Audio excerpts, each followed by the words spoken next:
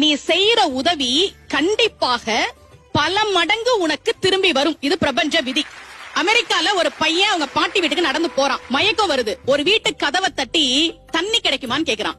கதவை திறந்த பொண்ணு முகத்தை பார்த்தா பசியா இருக்கியே உள்ளவா அப்படின்னு ஒரு டம்ளர் பாலை கொடுத்துட்டு நீ சாப்பிடு நான் சமைச்சிடுறேன்னு சொல்றான்.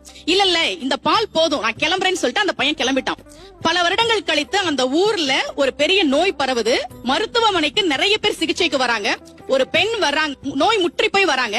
மருத்துவர் பார்த்துட்டு நான் குணப்படுத்துறேன் இவங்களன்னு சொல்லி சிகிச்சை கொடுத்து குணப்படுத்திட்டார். இந்த பொண்ணுக்கு லாஸ்ட் நாள் அந்த ஹாஸ்பிட்டல்ல இருந்து கிளம்பணும். பில் எப்படி பே பண்ண போறோம்னு தெரியல. கண்ணீர் வழிய எவ்வளவு பில் வரப்போதோ அப்படின்னு அவங்க காத்துட்டு இருக்காங்க. பில் வருது. அதுல எழுதியிருந்த வாக்கியம் உண்மையாக அமெரிக்காவில் நடந்தது. இந்த மருத்துவ சிகிச்சைக்கான பணம் பல வருடங்களுக்கு முன்பாகவே ஒரு டம்ளர் பாலாக எனக்கு தரப்பட்டு விட்டது. இப்படிக்கு மருத்துவர் ஹோவர்ட் கெல்லி என்று எழுதப்பட்டிருந்தது. அதனாலதான் நமக்கு உதவி செய்ன்னு சொன்னாங்க.